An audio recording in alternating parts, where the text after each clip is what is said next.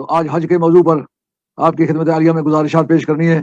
حج عربی زبان میں ارادے کو کہتے ہیں، ارادہ کرنا، لیکن عربی میں دو طرح کی لغتیں ہیں، ایک لغات عربیہ ہیں، ایک لغات اسلامیہ ہیں۔ ہماری فلالوجی نے اس پر گفتگو کی ہے۔ جو کلمات طیبہ عربی زبان میں اسلام کی آمد سے پہلے جس معنی میں استعمال ہوتے تھے اسی معنی میں اسلام میں بھی استعمال ہوتے ہیں، تو پھر ان کو کہیں گے لغات عربیہ۔ لیکن جس وقت کے وہ الفاظ استعمال ہوں جو عربی زبان میں اور معنی میں استعمال ہوتے تھے، اسلام نے آ کر ان میں کچھ تبدیلی پیدا کی ہے اور کسی اور معنی میں استعمال کرنے شروع کیے ہیں، ان کو لغات عربیہ نہیں کہتے، ان کو لغات اسلامیہ کہتے ہیں۔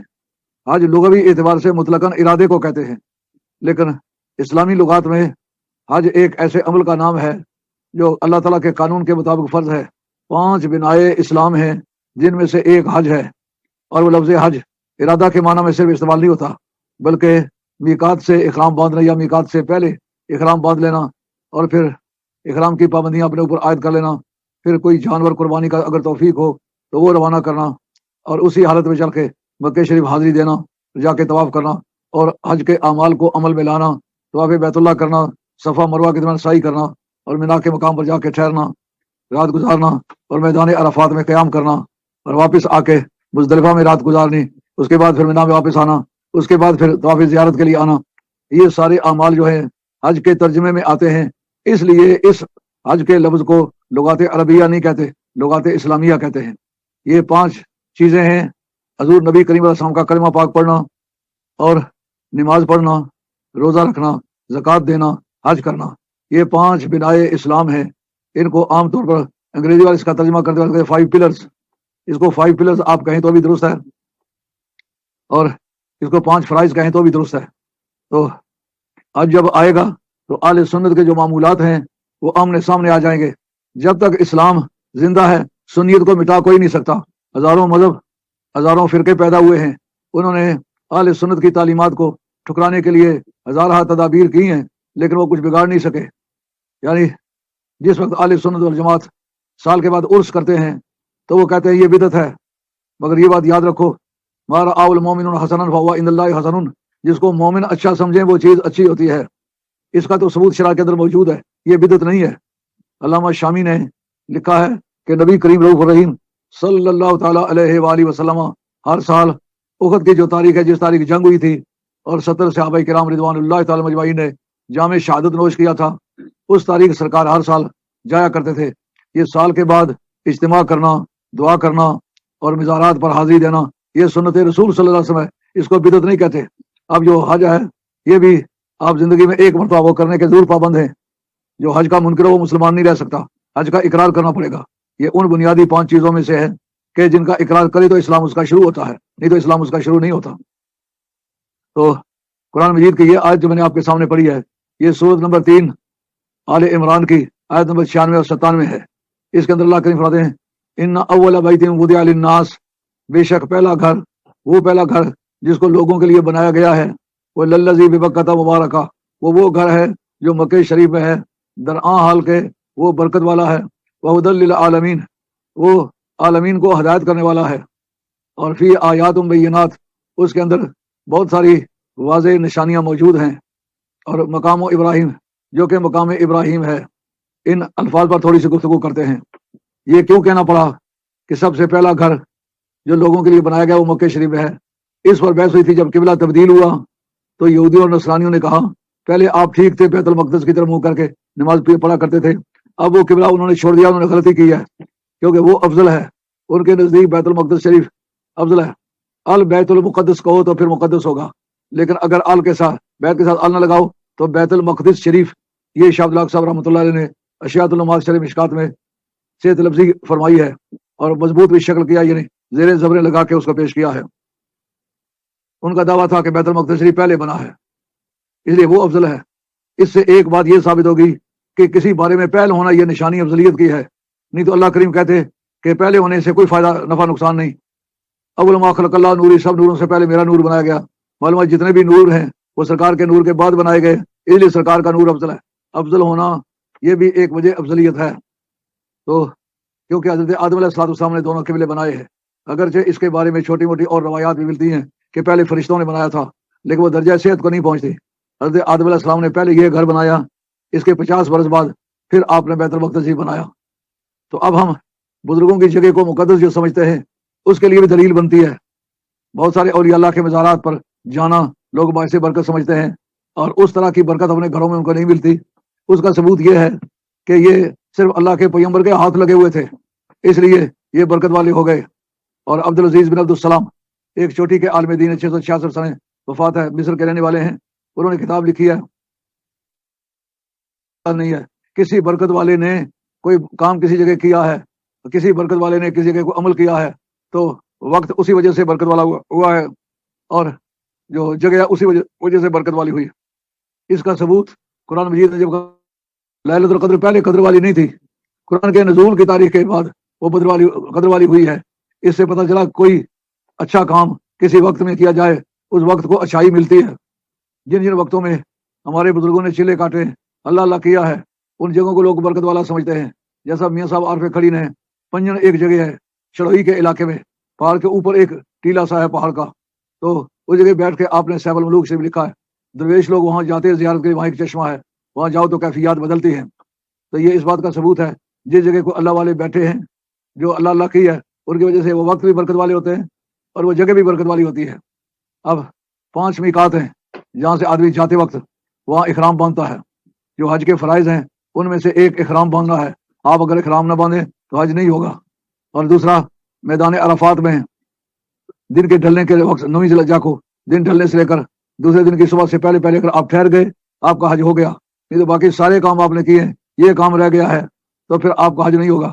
اس کی وجہ کیا ہے؟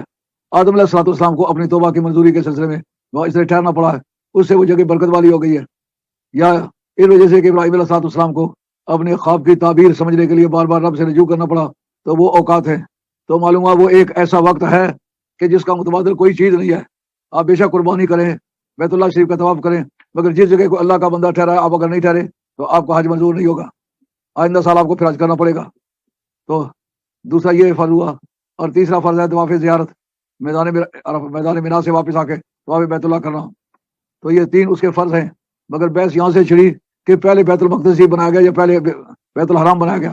تو کعبہ شریف کی تعمیر کا ذکر قرآن مجید نے یوں کیا، ان اول بیت وضع للناس، سب سے پہلا گھر جو لوگوں کے لیے بنایا گیا ہے، للذی ببکہ، وہ ہے جو مکہ شریف میں ہے۔ مکہ شریف میں ایک لغت ہے بکہ، میم کو با سے، با کو میم سے بدلنا، حرف شفیع 4 باشد اے فہیم، فاؤ واؤ واؤ دال ثم میم، کہ یہ 4 حرف ہیں، ایک دوسرے سے بدلتے رہتے ہیں، ہونٹوں سے یہ نکلتے ہیں، ایک واؤ نکلتی ہے، ایک با نکلتی ہے، ایک میم نکلتا ہے، ایک فا نکلتی ہے۔ یہ 4 حروف شفوی ہیں، ان کو انگریزی میں سیبینٹ لیٹر کہتے ہیں۔ تو یہ ایک دوسرے کے قرب کی وجہ سے دونوں کا مخرج قریب قریب ہے، اس لیے بکہ میں مکہ، مکہ میں بکہ پڑھنا اس قاعدے کے مطابق درست ہے۔ اور ایک طبقے نے فرق کیا ہے، وہ کہتے ہیں مکہ اس جگہ کا نام ہے جس جگہ قبلہ ہے، اور بکہ اس شہر کا نام ہے۔ بہرحال ان دونوں کی بزرگی اور برتری اللہ کے بندوں کے ہاتھ لگنے کی وجہ سے ہے۔ اس جگہ قرآن مجید نے کہا وضع، قواعد کے مطابق یہ وضع جو ہے یہ فعل مجہول ہے، اس کے اندر ایک ضمیر ہے مستتر چھپی ہوئی، انڈرسٹوڈ ضمیر ہے، یعنی جس کو بنا کے حال کے وہ برکت والا ہے۔ تو معلوم ہوا اس کے اندر برکت پہلے نہیں پائی جا رہی تھی، اس وقت پائی گئی جبکہ وہ بنایا گیا، تو اللہ کے بندوں کے ہاتھ لگے، اس کے اندر برکت آ گئی۔ مبارکم و ہدن، برکت والا بھی ہے۔ اب جناب اس کی برکت کتنی ہے کہ کل جہان کے لوگ اس میں اگر آئیں گے ان کو برکت ملے گی۔ قیامت کے میدان میں کعبہ شریف بھی گواہی دے گا، حجر اسود بھی گواہی دے گا۔ ایک مرتبہ جناب عمر رضی اللہ تعالیٰ عنہ کہہ رہے تھے کہ حجر اسود میں جانتا ہوں کہ تو صرف پتھر ہے، لولا انی رأیت رسول اللہ صلی اللہ علیہ وسلم یقبلک فما قبلتک، کہتے ہیں کہ اگر میں نے سرکار کو تجھے بوسہ دیتے ہوئے نہ دیکھا ہوتا میں کبھی تمہیں نہ چومتا، کیونکہ تو نہ نفع پہنچا سکتا نہ نقصان۔ حضرت مولانا مرتضیٰ موجود تھے، انہوں نے کہا آپ نے غلط کہا، اس کی اصلاح کریں۔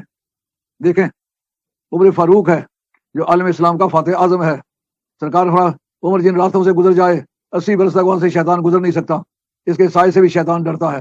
جب ان کی یہ پوزیشن ہے تو پھر دیکھنے والی بات ہے کہ ان کو یہ غلطی لگی، واہ علی مرتضیٰ تیرے علم پہ قربان، علم علی کی دھوم ہے کل کائنات میں، فضل علی کا رنگ ہے ہر بات بات میں، بغض علی سے باز آئے وقت کے یزید، حب علی کو دخل ہے تیری نجات میں۔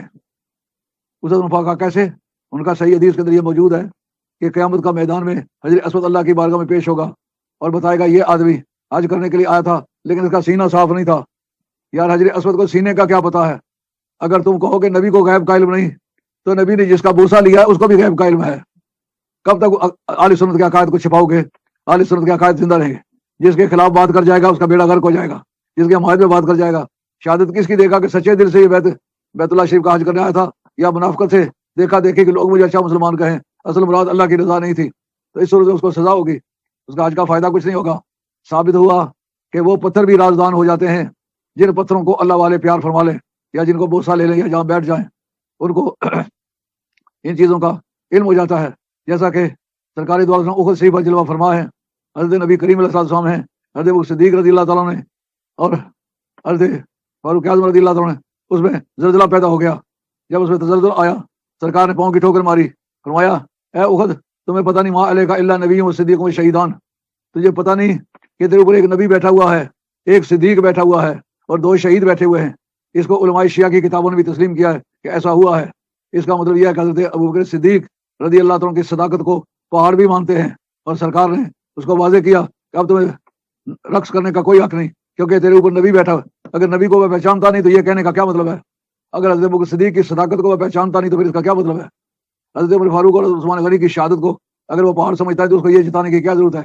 اس کے بعد پہاڑ کا زلزلہ تھم گیا تو حضرت فاروق اعظم رضی اللہ عنہ لولا علی اللہ ہلاک عمر، اگر علی نہ ہوتا تو عمر ہلاک ہو گیا ہوتا۔ کیسا پیارا تعلق ہے خلفائے راشدین کا اور آل بیت رسول صلی اللہ علیہ وسلم کا، وہ ان کی علمی برتری کو تسلیم کرتے ہیں کہ علم میں اس کا کوئی مقابلہ نہیں کر سکتا۔ جو سرکار کا فرمان ہے انا مدینۃ العلم وعلی بابا، میں علم کا شہر ہوں اور علی اس شہر کا دروازہ ہے۔ بہرحال یہ مبارکن حال واقع ہوا ہے کس سے؟ اس ضمیر سے، پرسنل پروناؤن سے جو بودیا کے اندر چھپی ہوئی ہے، اس کو کہتے ہیں ضمیر مستتر۔ یہ ناویوں کی بولی کا لفظ ہے، ضمیر مستتر، چھپی ہوئی ضمیر، اس کا یہ حال ہے، یعنی وضع کرنے کے وقت وہ برکت والا ہوا ہے۔ اس کا مطلب یہ ہے وہ بنانے سے پہلے وہ جگہ برکت والی نہیں تھی، اس وقت برکت والی ہوئی جب وہ گھر بنایا گیا۔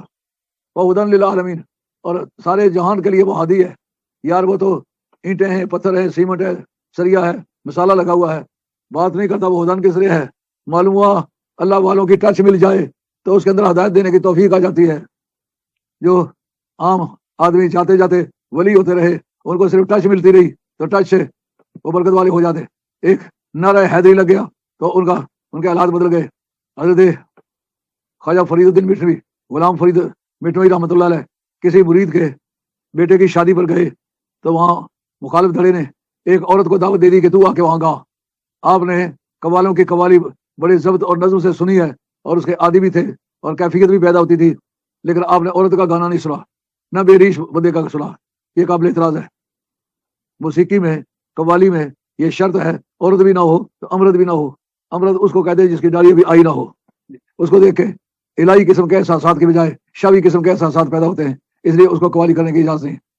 تو حضرت غلام فرید مٹھوی رحمۃ اللہ علیہ بیٹھے ہوئے ہیں تو مرید پوچھنے آیا کہ ایک گوین آئی ہوئی ہے، وہ اجازت مانگ رہی ہے کہ میں حضرت کے سامنے چل کے گانا گاؤں گی، تو آپ اجازت دیتے؟ آپ نے کہا نہیں، مجھے کنجری سمجھ لیا ہے یا کنجری کو فرید سمجھ لیا ہے۔ آپ نے ناراضگی کے کلمات کے۔ اتنے میں اس عورت نے یہ سوچا کہ وہ درویش آدمی ہے، ممکن انکار کر دے، چلو بغیر اجازت کے چلتے ہیں۔ انہیں دروازے کے باہر آ کے پاؤں سے گھنگرو باندھے اور دروازے سے اندر داخل ہوتے وقت وہ کہتے ہیں در کوئے نیک نامی مارا گزرنا دادند گر تو نمی پسندی تغییر کن گزارا۔ مجھے منشیان تقدیر نے نیکی کے کوچے میں جانے کی اجازت نہیں دی، مجھے تقدیر نے موقع نہیں دیا کہ میں نیکی کے کوچے میں جاؤں، تو اگر تجھے یہ پسند نہیں تو میری تقدیر بدل، مجھ سے لڑائی کیوں کرتا ہے؟ تو تقدیر بدل سکنے والی چیز ہے۔ ایک تقدیر ہے مبرم جو نہیں ڈرتی، ایک ہے معلق مگر شبیب و مبرم، اس کو بھی مبرم کہہ دیتے ہیں۔ ایک معلق جس تقدیر کے ساتھ لکھا ہوا ہے کہ کوئی بندہ میرا دعا کرے گا تو اس تقدیر کو ٹال دیں گے۔ اور اس کے بارے میں ابن تیمیہ جس کے مقلد غیر مقلد ہے، اہل حدیث ہے، وہابی لوگ، وہ اس کو اپنا امام مانتے ہیں۔ اس نے اپنے رسالہ مجموعہ توحید، مجموعہ رسائل توحید، اس کے سوا 555 میں لکھا ہے، کہا کہ حضرت غوث ثقلین نے کہا کہ بعض مردان خدا وہ ہوتے ہیں جو تقدیر کے سامنے بیٹھے ہوئے ہوتے ہیں، تقدیریں گزرتی ہیں لیکن وہ کہتے کچھ نہیں، کہہ سکنے کی توفیق ان کی نہیں ہوتی۔ لیکن میں تقدیر کی کھڑکی کے سامنے بیٹھا ہوا ہوں، کھڑکی کھلی ہوئی ہے، جو تقدیر موافق پڑتی ہے اس کو گزرنے دیتا ہوں، جو موافق نہیں پڑتی اس کو بدل دیتا ہوں۔ یہ مجموعہ رسائل توحید میرے پاس موجود ہے، دو نسخے، ایک نسخے کے اندر پورا وہ پڑھا نہیں جا سکتا تھا، میں نے دوسرا خریدا، تو وہ دونوں ریاض کے چھپے ہوئے ہیں. یہ نہیں کہہ سکتے کہ یار وہ ہماری کتاب نہیں ہے. نہیں، ابن تیمیہ کے اور ابن عبدالوہاب نجدی کے لکھے ہوئے رسائل ہیں.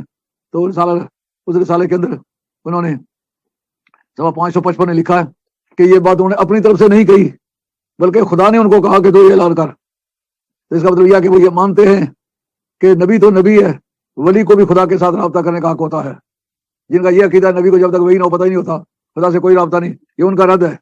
اور کہتے ہیں کہ ان کو خدا نے کہا کہ تو اعلان کر. وہ تردید کی غرض سے اس نے یہ بات نہیں کہی. ایک مجلس میں ان کے عقیدے کے ایک آدمی نے مجھ سے کہا، یہ انہوں نے تنقیدی جملہ بولا کہ ایسے لوگ ہیں گمراہ ہوئے، ایسے جملے بول جاتے ہیں. میں نے کہا پھر یہ آگے جو انہوں نے لکھا ہے کہ یہ انہوں نے حکم خدا بندی کے مطابق اعلان کیا ہے، یہ تردید کا جملہ ہے. ادھر وہ ٹھس کر کے بیٹھ گئے. تو اس کا مطلب یہ ہے ادھر للعالمین، وہ عالمین کے لیے ہادی ہے. اور ہماری عقائد کی کتابوں میں یہ حدیث موجود ہے، لا يرد القضاء الا الصدقہ، تقدیر نہیں بدلتی مگر صدقے کے ذریعے سے بدل سکتی ہے. اب البر، یا ماں باپ کے ساتھ نیکی کرے.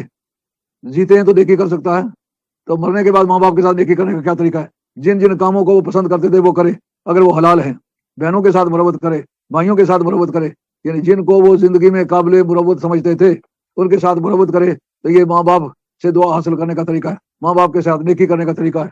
اور تیسری صورت ابھی دعا، یا دعا کے ذریعے سے تقدیر بدل سکتی ہے. تو اس کا مطلب یہ ہوا تقدیر کا بدلنا ممکنات میں سے ہے. تمام خاندان نقشبندیہ عالیہ کے درویش امام ربانی مجید الفسانی شیخ احمد سندی رحمۃ اللہ علیہ کو اپنا مسلمہ پیشوا مانتے ہیں. ان کے متعلق آپ کی مکتوبات کے اندر موجود ہے، اور اس کو قاضی ثناء اللہ صاحب پانی پتی رحمۃ اللہ علیہ نے تفسیر بدری کے اندر بھی ذکر کیا ہے. وہ کہتے ہیں کہ آپ کے صاحبزادے خواجہ معصوم بادشاہ، وہ حضرت امام ربانی کے بعد سب سے بڑی شخصیت خاندان نقشبندیہ میں وہ ہے جن کا نام معصوم بادشاہ ہے. وہ پڑھتے تھے، ان کے استاد تھے، ان کا نام تھا علامہ طاہر لاہوری. طاہر لاہوری ان کا نام تھا. حضرت مجدد صاحب رحمۃ اللہ نے باطن کی نگاہ سے دیکھا، اس کی پیشانی پر لکھا ہوا ہے شقی بدبخت. آپ نے لوح محفوظ پر نگاہ ماری. جو کہتے ہیں نبی کو غیب کا علم نہیں ہوتا، لوح محفوظ غیب ہے کہ نہیں؟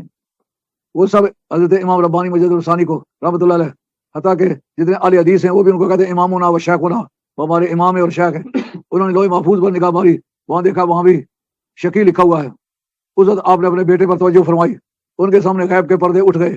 اس سے پتہ چلا جب اللہ والے نگاہ مارے تو پردے جتنے اٹھ سکتے ہیں، غیب کا علم آ سکتا ہے. یہ ایک ولی اللہ کی نگاہ، نبی اللہ کی نگاہ کی اور قیمت ہے، مگر یہ برحق ہے. اس لیے کہ جب انہوں نے اپنے بیٹے پر توجہ فرمائی، اس کو اپنے استاد کے شقی ہونے کی تحریر نظر آنے لگی. پھر اس نے توجہ کی خواجہ معصوم بادشاہ رحمۃ اللہ علیہ نے لوح محفوظ پر، تو اس جگہ بھی شقی لکھا ہوا ہے. اس اپنے ابا جی سے جھگڑا کرنے لگے. ان کا آپ کا مجدد ہونے کا کیا فائدہ ہے کہ اگر میرا استاد مجھے پڑھائے بھی پھر بھی شقی رہے، آپ اس کی تقدیر کو بدلیں. اس امام ربانی مجدد الثانی کہتے ہیں میں نے حضرت غوث الثقلین والا گیر استعمال کرنا چاہا، یعنی جس سے والی بغداد شہنشاہ جیلان اپنی نگاہ سے تقدیر بدل لیتے تھے، میں نے بھی وہ گیر استعمال کیا. تو میں نے اس کے پیشانی سے بھی شقی مٹایا، سعید لکھا. اللہ محفوظ سے بھی اس کا شقی ہونا ہٹا کے سعید لکھا. جب ایک ولی کسی بدبخت کو ایک آن کی آن میں نیک وقت بنا سکتا ہے، جہنم جانے والے کو جنت واجب کر دیتا ہے، تو پھر نبی کی نگاہ کی کیا قیمت ہے؟ تو معلوم ہوا اللہ والے پتھروں کو اگر پسند کر لیں تو پتھروں میں ہدایت دینے کا عمل کہا جاتا ہے. ہدی للعالمین. کعبہ شریف کو کہا کہ وہ ہدن، یہ بھی حال ہے. ان اول بیت وضع للناس للذی ببکۃ مبارک، جسے مبارکن آل ہے. آل عربی زبان میں اس اسم کو کہتے ہیں جس کو انگریزی میں ایکوزیٹو اپوزیٹو کہتے ہیں. اپوزیٹو حال. بس آپ کہتے ہیں میرے پاس ایک بیوقوف آیا زید. آپ بیوقوف سے زیادہ مراد لیں، یہ بدل مبدل میروں کی ترکیب ہے. میرے پاس سورج چل کے آیا میرے شیخ، تو سورج سے مراد میرا شیخ ہی ہے. اس کو انگریزی میں کہتے ہیں اپوزیٹو، مگر اس کی دو حیثیتیں ہوتی ہیں. جس کے بدلے میں آئے اس کو کہتے ہیں مبدل منو، جو بدلے میں آئے اس کو کہتے ہیں بدل اور مبدل منو. مبدل منو پہلے آتا ہے، بدل بعد میں آتا ہے. لیکن دونوں میں سے زیادہ امپورٹنٹ کون سا ہوتا ہے؟ کہتے ہیں اصل میں اس کا جو مبدل منو ہوتا ہے مقصود نہیں ہوتا، مقصود بدل ہوتا ہے. جیسا کہ سیدہ عائشہ طیبہ طاہرہ سلام اللہ علیہ، آپ کے مطلب ہے کانت ام المومنین عائشہ تو حجۃ للحدیث. کہتے ہیں حضرت سیدہ ام المومنین، ام جو ہے یہ مبدل منو ہے، عائشہ اس کا بدل ہے، لیکن زیادہ ضروری ام ہے یا عائشہ ہے. کانت ام المومنین عائشہ تو حجۃ فی الحدیث. حدیث کے اندر حضرت سیدہ طیبہ طاہرہ سلام اللہ علیہ وہ اتھارٹی تھی، وہ سند تھی.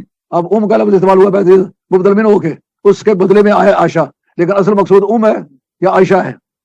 یعنی کہنے سے حضور کی باقی ازواج مراد ہو سکتی ہیں، لیکن عائشہ جب کہا متعین ہو گیا اس سے کون سی مراد ہے. تو عربی زبان میں جو مبدل منہ ہوتا ہے وہ مقصود اصلی نہیں ہوتا، مقصود اصلی وہ ہوتا ہے جو بدل ہو. اس جگہ کہا ہے ان اول بیت وضع للناس للذی ببکۃ مبارکن حال واقع ہوا ہے وہدی للعالمین، اور لوگوں کے لیے ہدایت تھا. اب جناب وہ گھر جو ہے وہ ہدایت کا باعث ہے. جب بات کچھ نہیں کرتا پھر ہدایت کس لیے دیتا ہے؟ مطلب اس کے دیکھنے سے ہدایت ملتی ہے، وہ ہدایت دیتا ہے. اگر نبی کے ساتھ تعلق رکھنے والے پتھروں میں ہدایت کا راز ہے تو نبی پاک کے صحابہ کا کیا حال ہوگا جو سرکار کے ساتھ صرف اٹیچ ہیں؟ اگر صحابہ کا یہ حال ہے تو نبی پاک کی آل کا کیا حال ہوگا جو سرکار کا جزو بدن ہے اور قیامت تک جتنی اولاد رسول ہے وہ سرکار کے اجزاء بدن ہیں. تو یہاں پھر رافی آیات بینات، اس کے اندر بہت ساری نشانیاں ہیں. یہ بھی آیات بینات، یہ بھی مبدل منہ ہے، یعنی جس کے بدلے میں آیا ہے مقام ابراہیم. تو اس کا مقصد یہ ہوا آیات مبدل منہ ہے اور مقام ابراہیم یہ بدل واقع ہوا ہے. تو قواعد کے مطابق مبدل منہ جو ہے وہ مقصود اصلی نہیں ہوتا، جو بدل ہوتا ہے وہ مقصود اصلی ہوتا ہے. بدل کی 3 قسمیں ہیں، ایک بدلے کل من الکل، ایک بدلے بعض من الکل، اور ایک بدلے استعمال، اور ایک بدلے غلط. بدلے غلط بھی استعمال ہوتا ہے، لیکن اس جگہ کون سا بدل ہے؟ کہتے ہیں کل من الکل جو ہے اس کا مطلب جتنے معنی آیات کے ہیں اتنا ہی معنی مقام ابراہیم کے ہیں.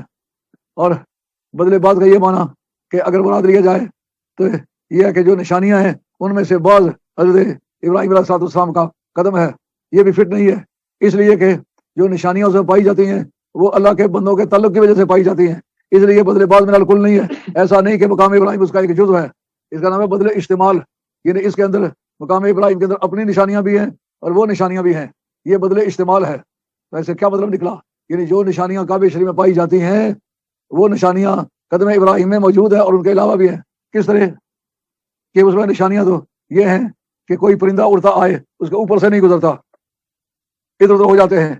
یعنی کعبے کا احترام پرندے بھی کرتے ہیں. اگر بعض کو شکار کے پیچھے چھوڑو، بعض شکار کا پیچھا نہیں کرتا، یہ نشانیاں ہیں. اگر حرم شریف میں آگے خرگوش چھوڑیں، پیچھے یہ تازی کتے چھوڑیں کہ اس کو پکڑیں، دونوں کھڑے ہو جاتے ہیں. نہ وہ خرگوش بھاگتا ہے نہ کتے پیچھے دوڑتے ہیں. بکری چھوڑ دے، شیر چھوڑ دے، شیر بکری پر حملہ آور نہیں ہوتا. یہ نشانیاں ہیں. آج دنیا کے کسی خطے میں کسی پیغمبر کی ایسی یادگار نہیں جو آج بھی نشانی کے طور پر استعمال ہوتی ہو. یہ اگر استعمال ہوتی ہے تو ابراہیم علیہ السلام کے بنائے ہوئے کعبے میں ہے، یا نبی پاک علیہ السلام نے جس کی حفاظت فرمائی ہے وہ کعبہ ہے. جب بھیڑیا وہاں بھیڑ پر حملہ آور نہ ہو اور کوئی شیر بکری پر حملہ آور نہ ہو تو یہ شعور ان کو کس نے دیا ہوگا؟ اللہ نے دیا ہوگا. کس وجہ سے دیا ہوگا؟ کہ یہ مقام مقدس ہے. مقام مقدس پر تو بھیڑیا بھیڑ پر نہیں جاتا اور کوئی شیر بکری پر نہیں جاتا، کوئی باز تیتر کے پیچھے نہیں جاتا. یہ نشانیاں ہیں. اور قدم ابراہیم میں کیا نشانیاں ہیں؟ اگر یہ بدلے استعمال ہو، کہا کہ حضرت ابراہیم علیہ السلام نے وہ کعبہ بنایا، وہ کعبہ بنانے کا کام پتھر انہوں نے لگائے. آج اس کعبے میں یہ نشانیاں ہیں جو انہوں نے بنایا تھا، جو آدم علیہ السلام نے بنایا تھا، وہ موجود نہیں ہے. اگر موجود ہے تو حضرت ابراہیم علیہ السلام والا کعبہ موجود ہے. تو بدلے استعمال کے یہ معنی ہوں گے کہ مقام ابراہیم جس شخص کی نشانی ہے وہ شخص ایسا شخص ہے کہ کھڑا ہے. جب دیوار اونچی ہو گئی تو اب پتھر لگانے کی ضرورت پڑی. آپ پتھر اٹھائیں کس طرح، لگائیں کس طرح؟ کہا اگر اسماعیل علیہ السلام موجود ہے تو پتھر دیتے ہیں، نہیں تو وہ جو پتھر ہے جس پر کھڑے ہیں وہ فلیکسیبل ہے، اس میں فلیکسیبلٹی ہے. اس کو دل کا کیا پتا ہے کہ ابراہیم علیہ السلام کون سا پتھر اٹھانا چاہتے ہیں؟ اس پتھر کی طرف اس کا جھک جانا اور اس پتھر کا اٹھا کے دیواروں پر لگانا، اس پتھر کے اندر نشانیاں ہونا، یہ مقام ابراہیم کے کمالات کا باز ہے. کل جو ہے وہ حضرت ابراہیم علیہ السلام کی ذات پاک ہے. فی آیات بینات، یہ بات قاعدہ آپ کی سمجھ میں آنا چاہیے. بدل مبدل منہ کا قاعدہ اپوزیٹو. آپ انگریزی بھی گرامر کچھ نہیں پڑھتے، ویسے ہی تک تخمینے سے چلاتے ہیں. اپوزیٹو یہ 2 ناؤن ہوتے ہیں، ایک پہلے ہوتا ہے ایک پیچھے ہوتا ہے. اپوزٹ مبدل منہ ہمیشہ پہلے ہوتا ہے لیکن مقصود اصلی نہیں ہوتا. مقصود اصلی جو ہوتا ہے وہ بدل ہوتا ہے. اس کا مطلب یہ ہے کہ یہ جو ہیں نشانیاں یہ ان سے متعلق ہے، انہوں نے ہاتھ لگائے ہیں، ان کے لگے ہوئے پتھر ہیں، وہ ہدایت دیتے ہیں، ان کے ہاتھ کا مسالہ ہے. لیکن ان پتھروں کا کام یہ نہیں تھا کہ ان کے دل کی بات سمجھیں.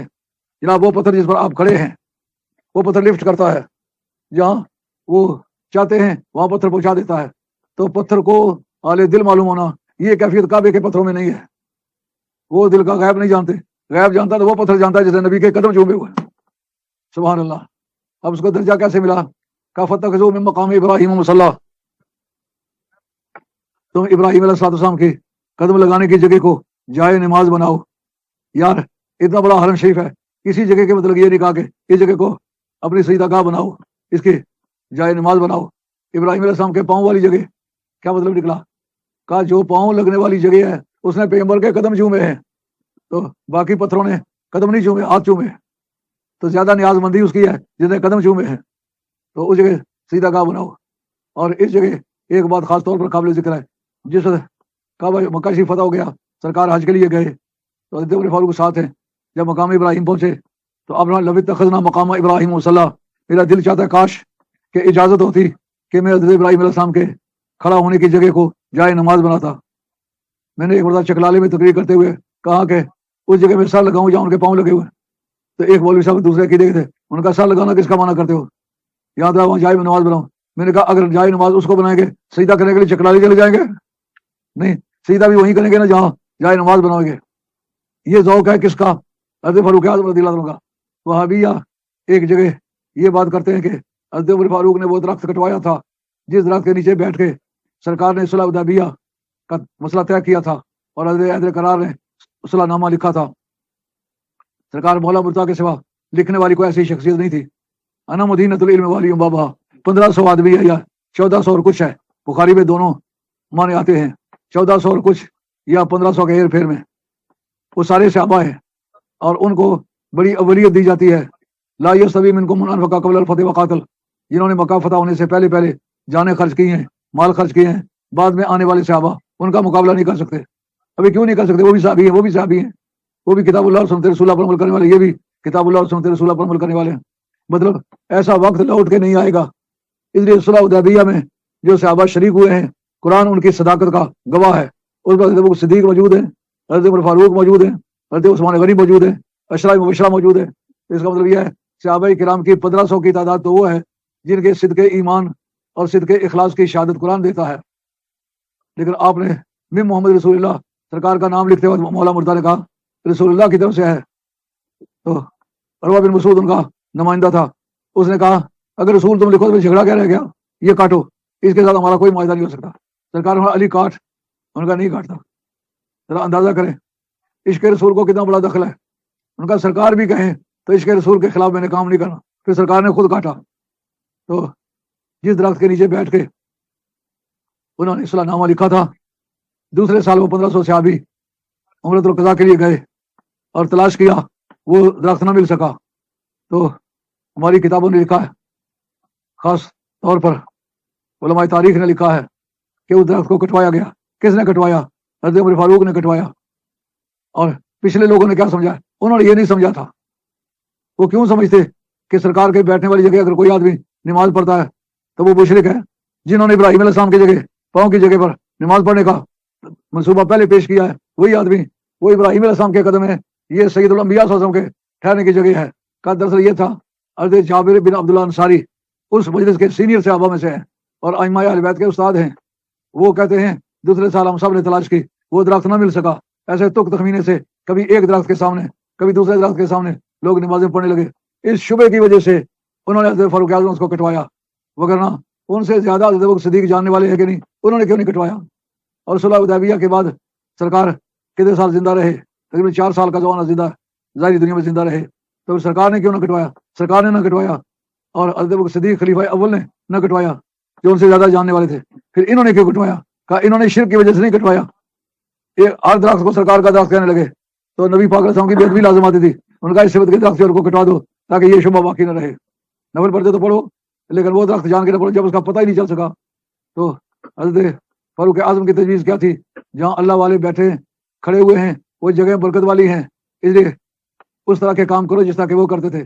सफ़ा मरवा की साई, ये सफ़ा मरवा के दौरान जॉगिंग, हल्की हल्की दौड़ लगाना, ये तमाम हाजियों पर, बूढ़े हो या जवान हो, सबके लिए वाजिब है। ये क्यों वाजिब है? कहो, कहते वो काम तो नबियों ने किए, उनकी मिसाल वलियों पर कैसे चश्मा करते हो? हम कहते हैं कि जो काम नबियों ने किए हैं उनकी सुन्नत समझ के वली कर सकते हैं, लेकिन यहाँ आओ बताएं कि वलिया ने काम किया, नबी ने नहीं किया। सैयदा हाजरा नबी की वालदा हैं, नबी की बीवी हैं, एक नबी की माँ है और एक नबी की बीवी है, मगर कुछ भी यहाँ पर हैं वलिया, वो ना नबिया हैं ना नबूवत का कोई जुज़ उनके अंदर मौजूद है। वो एक वलिया है जिस जगह से दौड़ के गुजरी हैं کون سے دوڑنا کیوں واجب ہے؟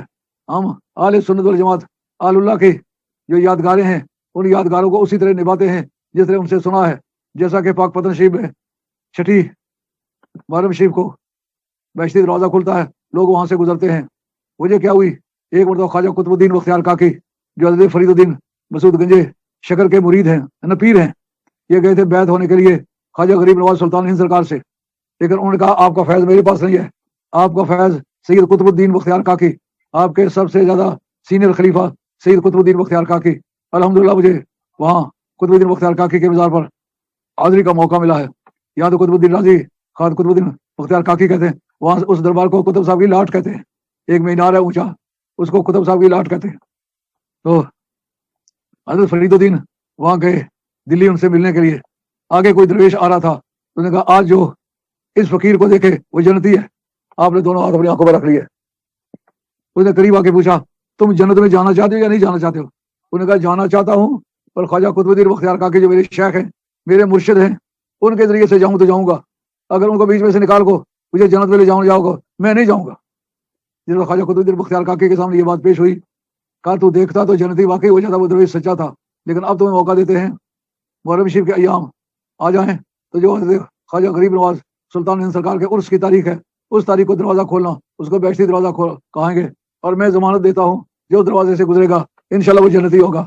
تو اب پوچھو کہ صفا مروہ کے درمیان گزرنے والے لوگوں کو اتنی جو عزت مل رہی ہے اس کا ثبوت کیا ہے؟ صفا مروہ کے درمیان دوڑنا. اب وقت چونکہ اختتام پذیر ہو گیا, اب میں بیان ختم کرتا ہوں. اس کا بقیہ حصہ انشاءاللہ آئندہ ویک اینڈ پر وہ جو آج کا بیان ہے اردو میں رکھیں گے, اس کے بعد پھر جب مکمل ہو جائے گا پھر اس سارے کو انگریزی میں ایکسپلین کریں گے انشاءاللہ, تاکہ ہر دو ونگز جو ہماری تعلیمات سے فیضیاب ہوں. اللہ تعالیٰ آپ کو جزائے خیر دے اور دین و دنیا کی نعمتوں سے مالا مال فرمائے. وما علینا الا البلاغ المبین. واخر دعوانا ان الحمد للہ.